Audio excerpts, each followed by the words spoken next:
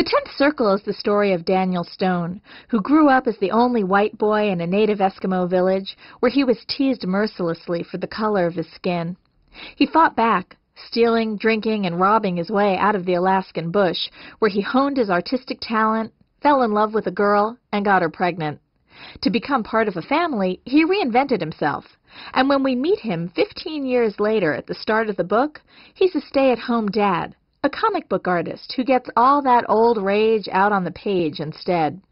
His wife teaches Dante's Inferno at a local college, his daughter Trixie is the light of his life, and a girl who only knows her father as the even-tempered, mild-mannered guy he's been since she was a baby. Until, that is, she's date-raped. And Daniel finds himself struggling again with an anger that may not just swallow him whole, but might destroy his family and his future as well.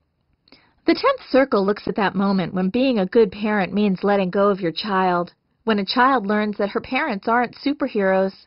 It asks whether a person can reinvent himself in the course of his lifetime, or if we carry our mistakes around forever. But in addition to asking plenty of questions you can debate with other readers, there's more. In between the narrative chapters of the 10th Circle are the pen-and-ink pages from Daniel Stone's graphic novel, the illustrated story of a girl who's stolen by the devil into the world of Dante's Inferno, and the father who literally has to go through hell to get her back. I knew, as soon as I came up with this idea, that I'd be challenging the structure of a common novel, and yet it made perfect sense. There are so many different ways to tell a story. Words are only one of them.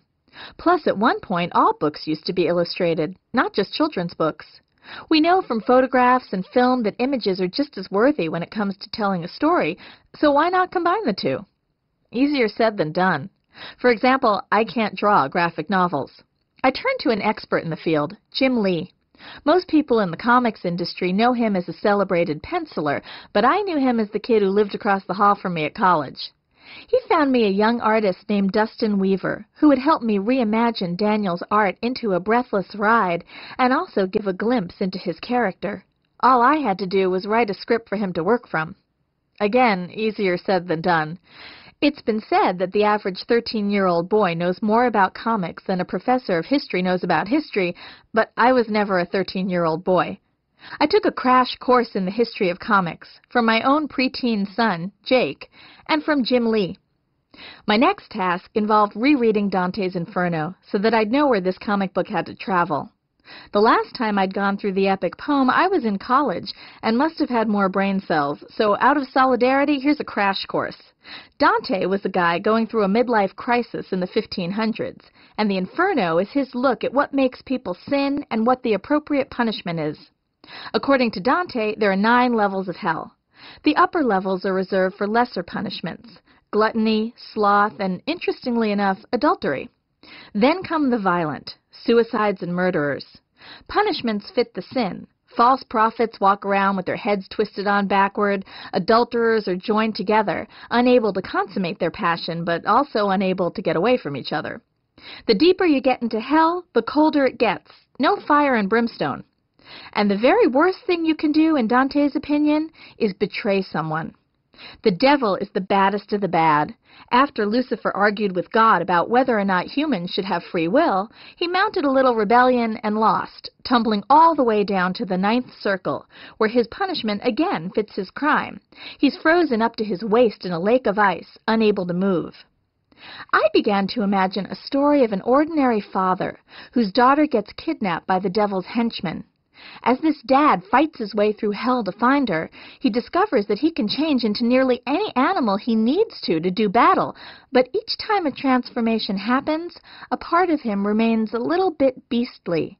And his biggest fear is that if he ever does see his daughter again, she won't recognize who he's become. Shapeshifting is a typical comic book construct, but it was also a visual way to show Daniel's struggle with anger after his daughter's rape. Once I knew how to write my script, I needed to see through Daniel's eyes. What does it look like to have a lake of ice stretching from horizon to horizon? Well, the Alaskan tundra, which meant going to a native Eskimo village in the dead of winter, unfortunately. I had to take a cargo plane to Bethel, Alaska in January with a bunch of sled dogs. The Upic Eskimo villages are located north of Bethel, The only way to reach them is to take a snow machine up the frozen Kuskokwim River, which gets a highway number in the winter. I went 35 miles up the river in temperatures that reached 38 degrees below zero. Basically, I wore everything in my suitcase at once. In the village of Akiak, I went to the home of Moses Owen. Moses is Upic and lives with his extended family in a small house in this village of 300. As we sat down, Moses' wife bounced their grandchild on her knee and apologized when he kept pointing at my red hair. He'd never seen anyone with hair that color before, she explained, and Moses told me that when the first whites came to the Alaskan bush, they were so pale that the Eskimos thought they were ghosts. Moses told me about going to Indian school in Oregon before there were federally mandated high schools in each village. He got so homesick for his usual food that he tried to catch a rabbit with his shoelace and was punished. He also said that being sent to Indian school was a good thing because it taught him how to live like whites. Nowadays, Eskimo villages have the highest incidence of teen suicide in America. The kids have no outside role models and dream of getting away, but when they do, the world is too loud and confusing. They come back home feeling like they've hit a dead end, and there's no way out but suicide. Moses Owen also explained how, in the Upic world, there's a fluidity between the animal world and the human world. Animals are basically non-human people. It wouldn't be strange for a Upic Eskimo to say that his uncle disappeared one day and went to go live with the seals, or that he knew of a woman who'd given birth to a litter of puppies, only to peel back their skin and realize they were babies underneath.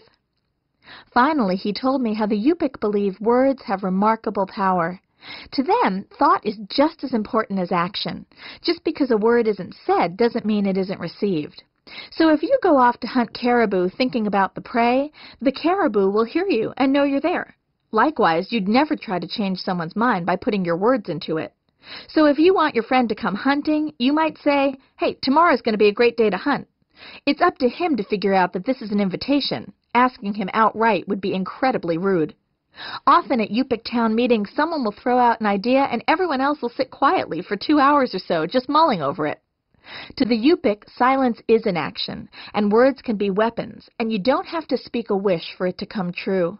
Now, this was fascinating, considering I was writing a book about a date rape, which legally comes down to whether or not a girl said no.